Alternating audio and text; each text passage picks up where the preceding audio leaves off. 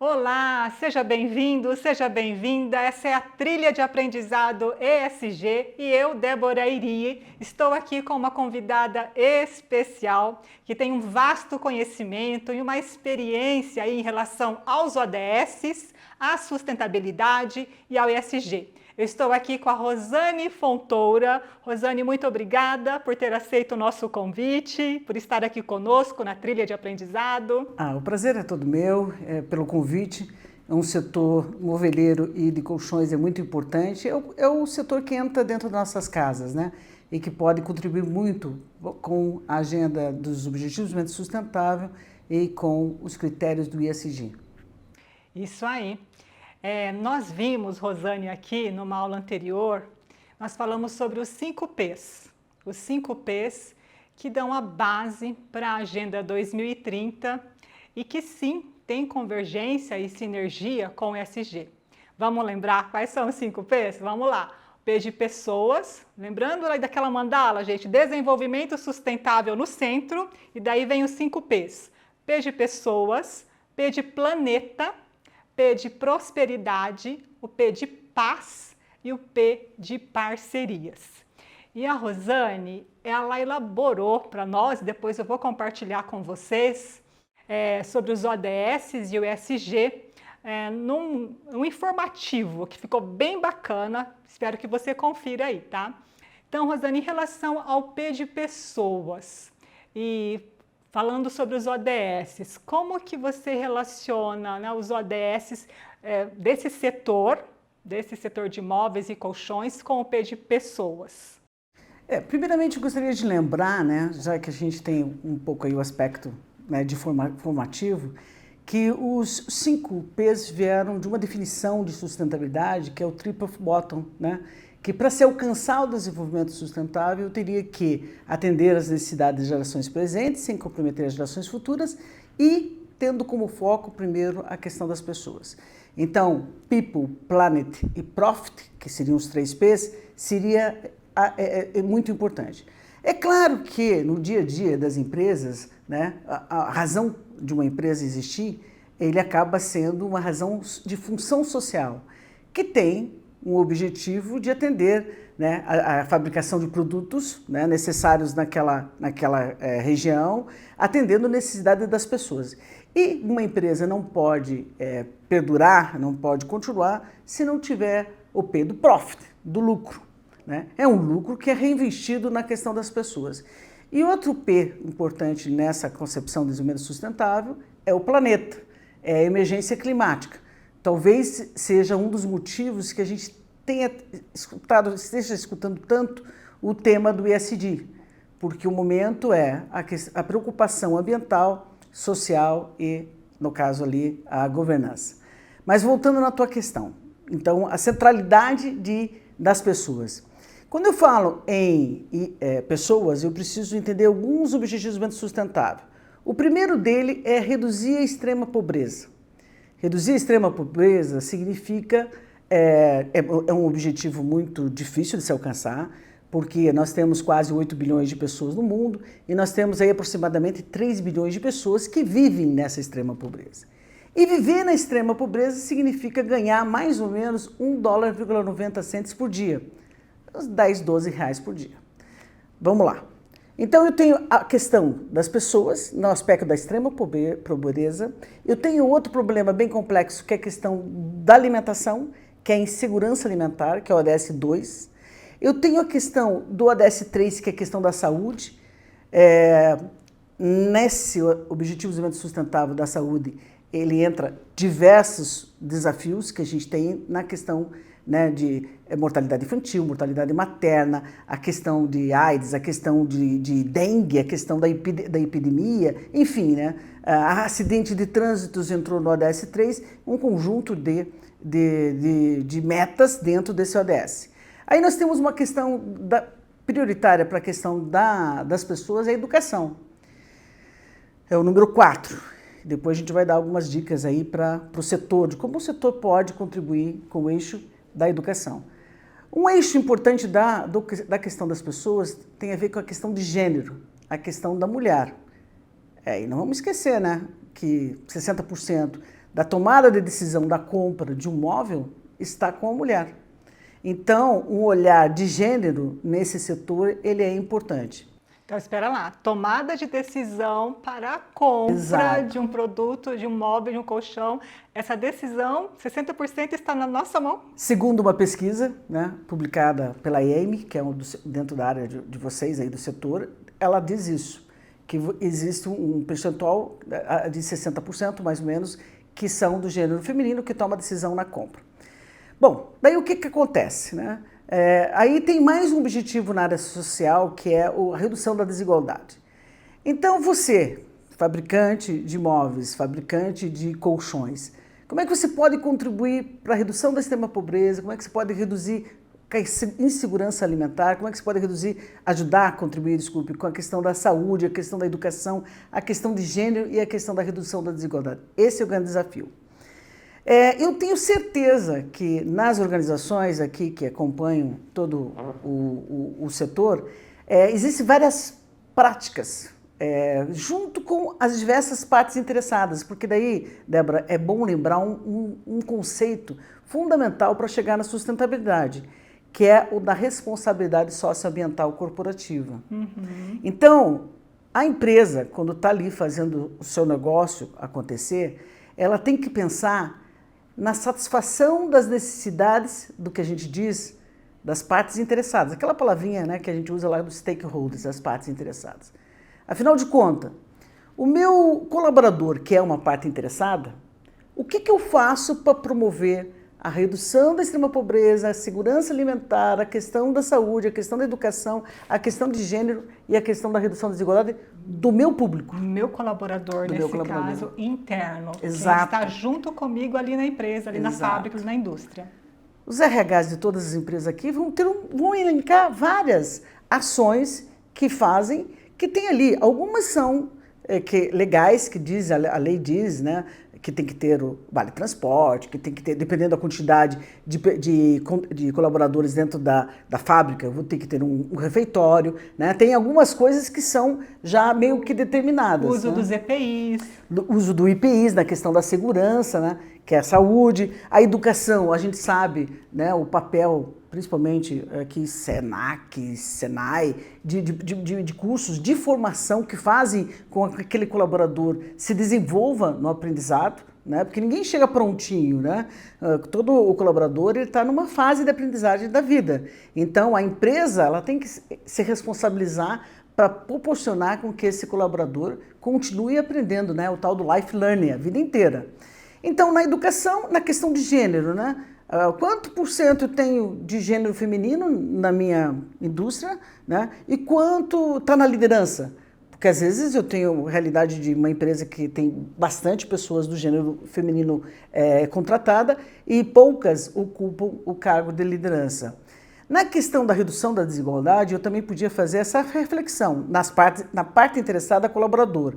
Qual o percentual de raça negra que eu tenho nos meus colaboradores, tá? Mas vamos lá, extrema pobreza. Ele tem sexo,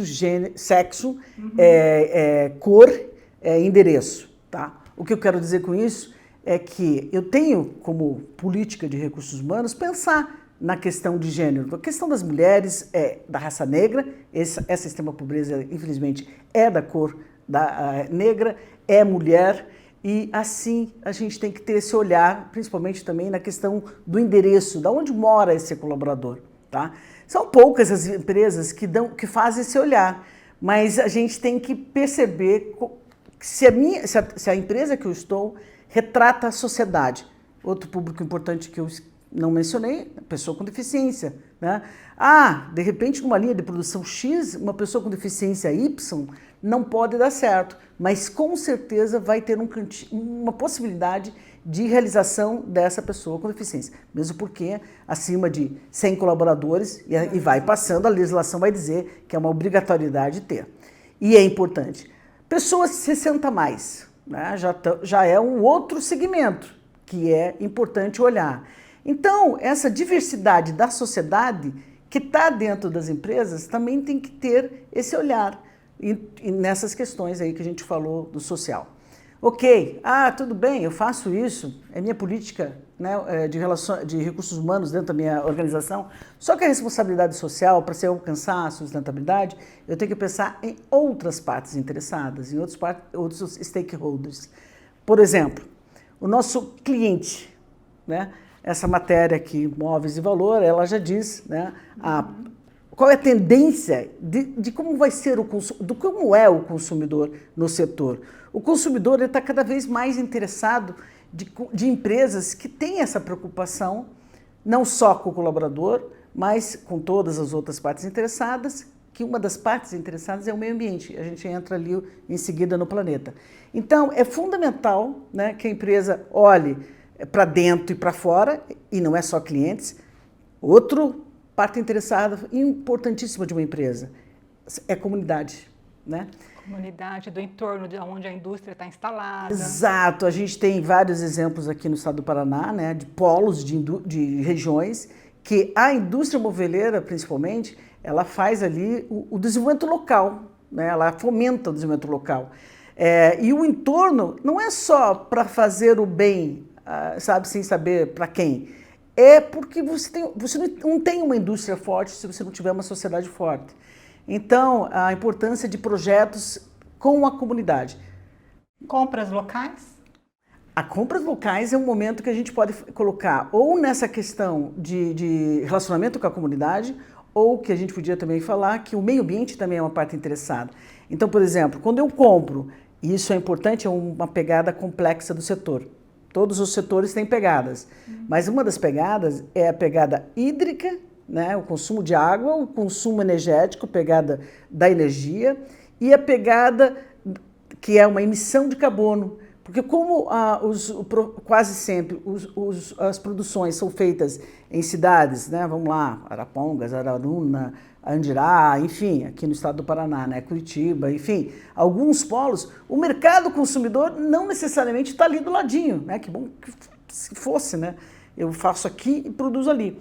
Mas a distribuição, né, desses produtos, eles andam quilômetros, né, e daí todos os aspectos de logística que envolve aí nessa compra local. Eu acredito muito na compra local, desenvolvimento sustentável local, ele se dá quando você tem, né, essa relação com os fornecedores, que é uma parte interessada, né? Na verdade, essa parte interessada a gente chama, né, de fornecedor, de ter fornecedor, uma cadeia, né, próxima que venha fornecer para poder fazer, né, isso girar. Para gerar prosperidade também naquela região. Então, na questão das pessoas, a palavra-chave é responsabilidade social, é olhar para dentro e para fora, né, para as diversas partes interessadas.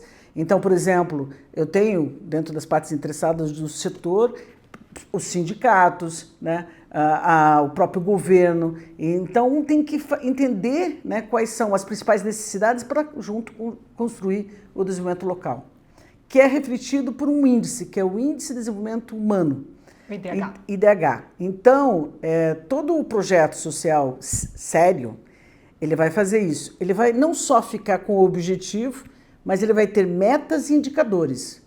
Se você tem, né, e a importância da educação no aspecto social, um projeto com a comunidade do entorno, tá, em relação à educação, vale a pena medir ou saber qual é o Índice de Desenvolvimento da Educação Básica, qual que é o IDEB daquela escola, daquele município, para ver se você, com o teu projeto, né, com essa parte interessada, mudou ou não mudou a realidade, né, daquela comunidade.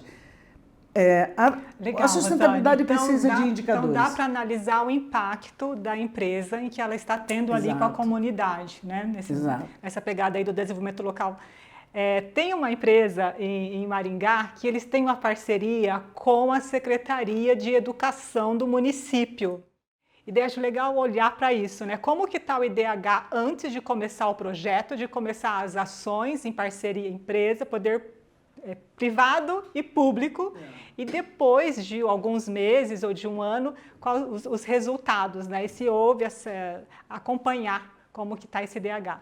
A Débora está mostrando uma coisa aqui que é importante, né? Porque assim, a gente acha, né, que às vezes essa questão da social é responsabilidade do poder público, do governo. Mas o desenvolvimento sustentável acontece com os players, né, com os atores sociais. Então, o poder público tem responsabilidade? Tem.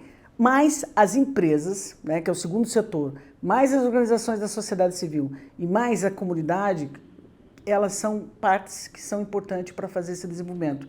Então é isso. Eu às vezes não preciso, como empresa, criar meu próprio projeto, né? Porque eu tenho várias organizações da sociedade civil no entorno que podem fazer isso acontecer, né? Esse o desafio, né? Às vezes já tem uma organização não governamental que já tem um projeto lá acontecendo de jovem aprendiz, por exemplo, e daí formar essa parceria. Então, se essa parceria, e é feito, né, faz ali esse contrato de parceria, é um stakeholder, Legal, Rosane. E em relação a gente está fazendo essa conversa e vai tudo convergendo, em relação ao P de planeta, né, em relação ao meio ambiente, você pode compartilhar com nós algum case? Como que você vê isso, dialogando com o ESG? Ok. Vamos lá. Assim, talvez uma coisa que eu não tenha feito no P de pessoas, mas que a gente tem que ter na cabeça, que é o, eu digo, básico do básico, é os 4 P de Kotler, né, da administração. No mundo das empresas, tem 4 P's que fazem a coisa acontecer, né? O P do produto, o P do preço, o P da praça e o P da promoção. Claro que houve uma evolução nesses conceitos, mas vamos ficar com esses básicos, né? Quando eu, na minha empresa, estiver produzindo produtos que durem mais, produtos com qualidade, produtos corretamente, ecologicamente correto, eu vou estar colaborando com a sustentabilidade, tá? Pelo meu produto. Preço. A gente tem vários exemplos, até mesmo no setor, de empresas que fazem para classe baixa. Não tem outro nome, é classe baixa, né? A gente chama, na verdade, de pirâmide, né? Pessoas que estão na extrema pobreza ou pobreza, que às vezes, né, na compra de um móvel, 10, 20, 30 prestações, que a pessoa vai lá e compra, porque é um direito de acessibilidade. Que o preço dos colchões no Brasil, comparando, por exemplo, com os Estados Unidos e outros países, fazendo essa análise com essas classes, né, essa classe mais baixa, é mais acessível? Está em torno aí de R$800, mais ou menos, é mais acessível até. Então, porque a gente tem que entender isso, né? De que existe uma grande população que não tem acesso a determinados produtos. Então, na medida que eu faço produtos também de baixo valor, eu posso incluir mais, né, pessoas tendo acesso àquele produto. Então, o P de preço. Outro P importante é a questão da praça, né? Aonde eu coloco a minha indústria? Né? Então, eu tenho que pensar na questão ambiental, é claro, da onde vem minha matéria-prima, eu tenho que pensar na minha questão logística, mas uma das questões importantes é, por exemplo, promoção de empregos, que é o ODS 8, né? Que é a geração de emprego. Então, eu tenho certeza que tem muitas empresas no Paraná, em cidades que são responsáveis por, fora a prefeitura, às vezes 70% a 80% que são responsáveis pela ali na cidade. No Paraná, aproximadamente, acho que umas 50 mil pessoas trabalham no ramo moveleiro, diretamente. Mas a gente sabe que, né, na comercialização, na distribuição, o número é bem maior. Mas é importante, principalmente pela questão de geração de renda, emprego, quando você define a localização da tua empresa. A outro P importante é o P da promoção. E daí, assim, respeito ao consumidor, né, do setor e de qualquer outro setor. A informação é muito importante, entende?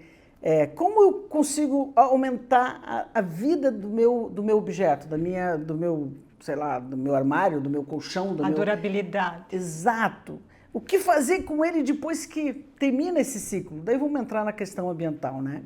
Que é complexo, né? Você tem muitos objetos, né, da questão da casa, da mobília e do colchão, por exemplo, que vai parar nos rios. Entende? Que é o descarte na esquina, que a pessoa não sabe como descartar. Então, eu penso assim, né, em relação às boas práticas. A gente tem muitas boas práticas na questão ambiental quando eu falo em alguns ODS. Vamos lá. O 6 tem a ver com recursos hídricos. Então, toda vez que eu reduzir, captar água da chuva, para o processo de produção, Quando eu fizer campanha dentro da empresa de reduzir o consumo de água, eu vou estar contribuindo com um insumo. Do reuso, né? Às vezes na oficina, para lavagem de peças, o reuso. Exato.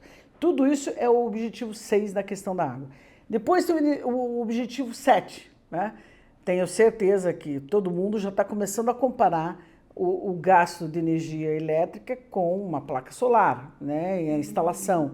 Então, o uso de outras alternativas energéticas é super importante para o setor, com certeza. Aí a gente vai para o objetivo 12. Este é o consumo e produção responsável. Exato, que daí o que acontece? Dentro todo o processo, né, a gente falou em P de produto, preço, promoção e praça, mas eu podia falar o P do processo. Você, toda vez que mexer no processo de fabricação, você pode estar contribuindo para a sustentabilidade. É no processo como eu faço a redução dos resíduos, né? Como no processo eu melhoro o meu produto e o meu próprio processo, né? Que a gente chama aí de Kaizen, né? O melhoramento contínuo, né? Não esperar o produto ficar pronto para ver, né, onde eu vou arrumar. Durante, nesse processo, eu fazer essa busca. Aí é comum a gente ir aí, né, várias empresas, você vê que não tem a separação nem de resíduos de forma simples, do orgânico, do seco, né, e dos outros determinados resíduos. Mas é fundamental em toda empresa, principalmente do setor, fazer a separação adequada, ter uma gestão ambiental, né, interna. Existem muitas leis no mundo ambiental que... A começar pelas licenças ambientais. Exato, que até facilita, sabe, um pouco isso, porque realmente as pessoas têm leis, né, as empresas têm leis. Depois da questão do resíduos, a gente tem o objetivo número 13, que é o ODS das mudanças climáticas. Hoje a gente fala mais em emergência climática. E assim, até nesse objetivo, né, que a gente poderia dar como sugestão, quem não fica assim com aquela coisa da empatia de ver numa enchente as pessoas perderem os móveis da casa, entende? É muito comum, né? Aquele drama de você perder, às vezes, naquela residência precária, perder os móveis da casa.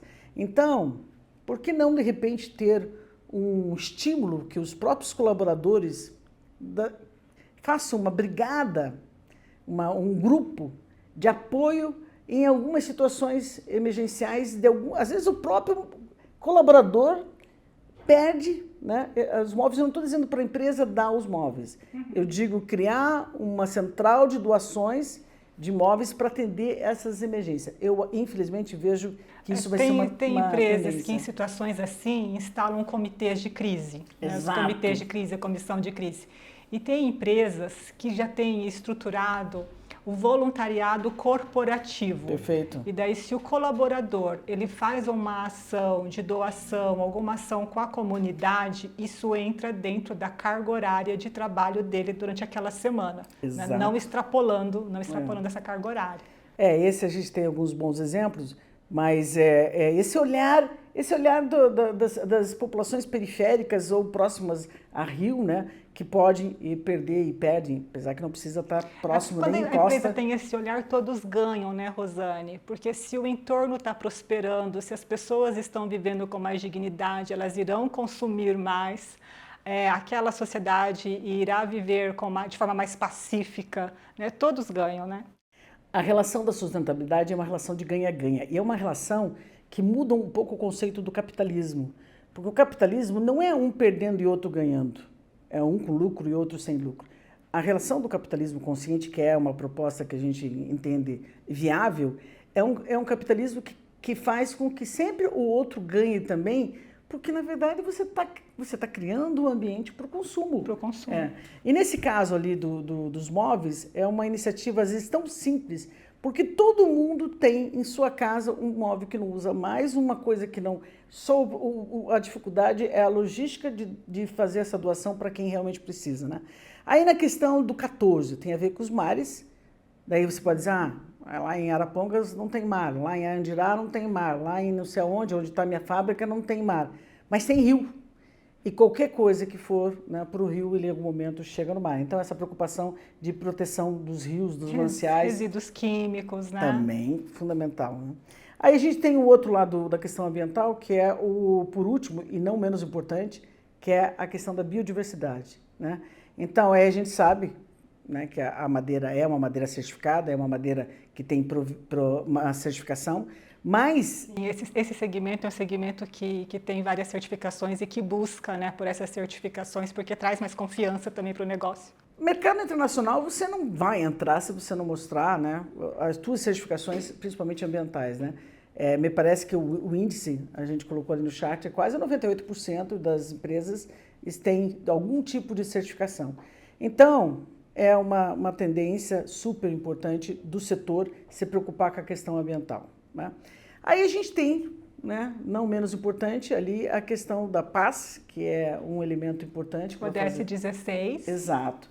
E alguns objetivos voltados à prosperidade, que daí é a questão do 8, que é a geração de empregos, né? A questão do 9, que é a inovação, e a questão das cidades. Então, principalmente na questão da inovação, o setor é um setor que sempre também esteve evoluindo, né? Sim, constantemente inovando.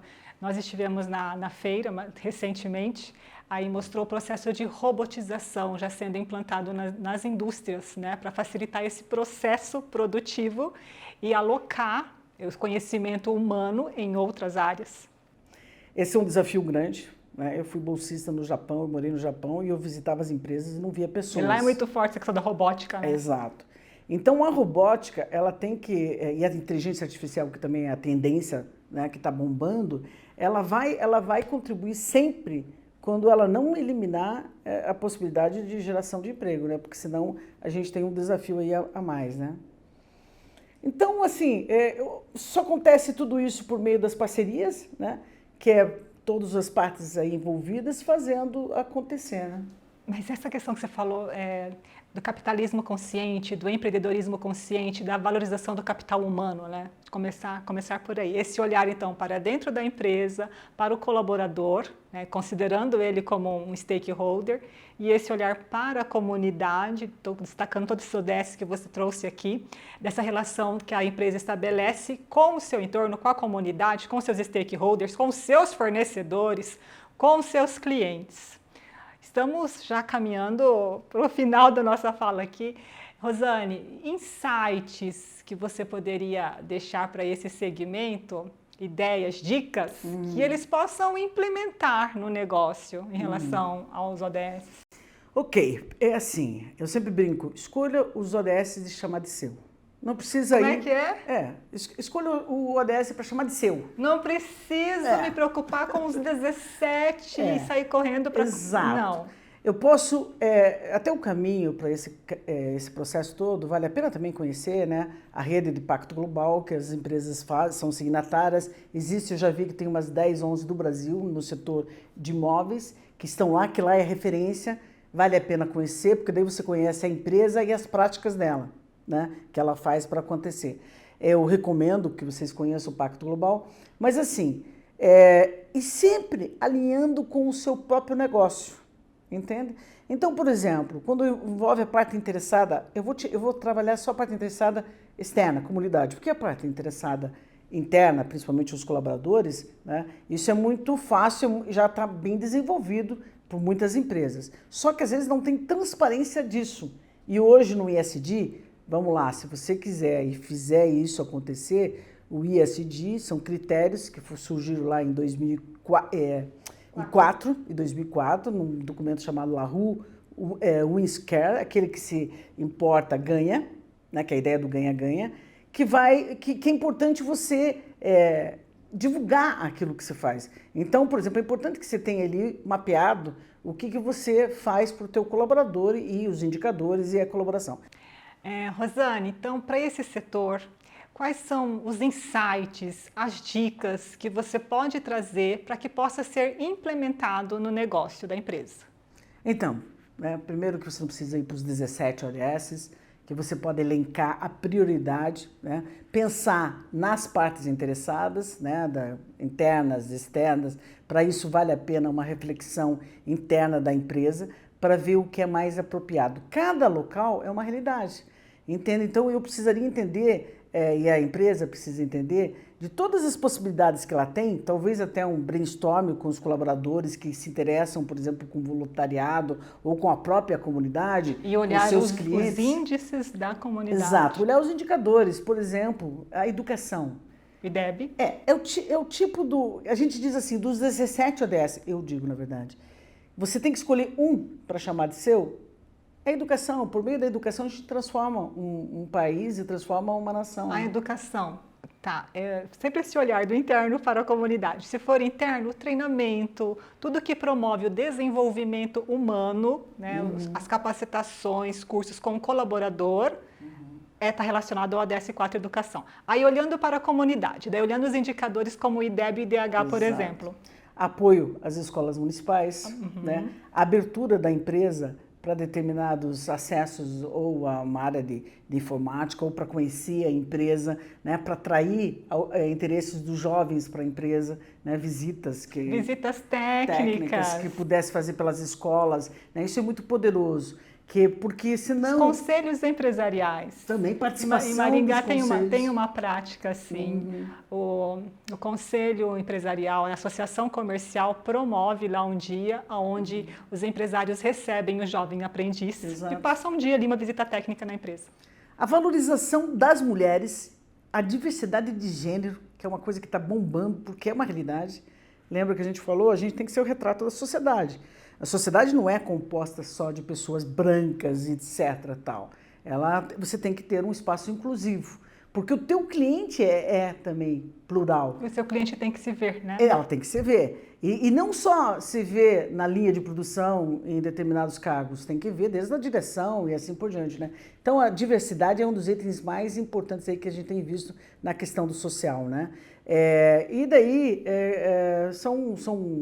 a questão do ambiental, a questão de resíduos, que é muito importante fazer, mostrar, apoiar, de repente, a preservação de algumas espécies, porque a questão da biodiversidade, né, todo mundo pensa, madeira, extrai, reduz. Então, eu acho que no ambiental, mostrar ecoeficiência hídrica, ecoeficiência energética, separação de resíduos, e a preocupação com a não extinção das espécies, da preservação, né, das matas, do parque, né?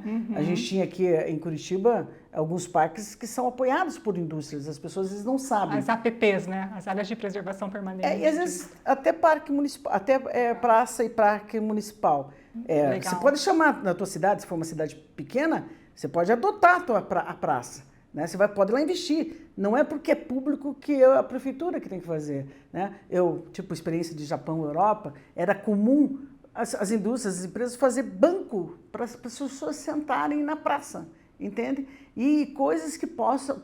Você trabalha, de repente, você fabrica banco.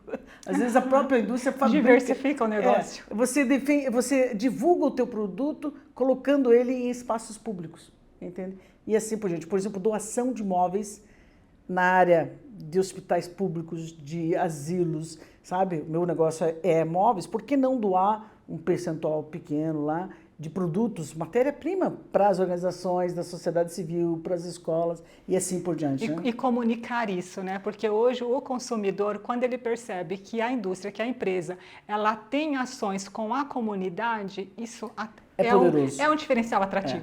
Uma coisa que a gente não pode esquecer é que existem as leis de incentivos fiscais.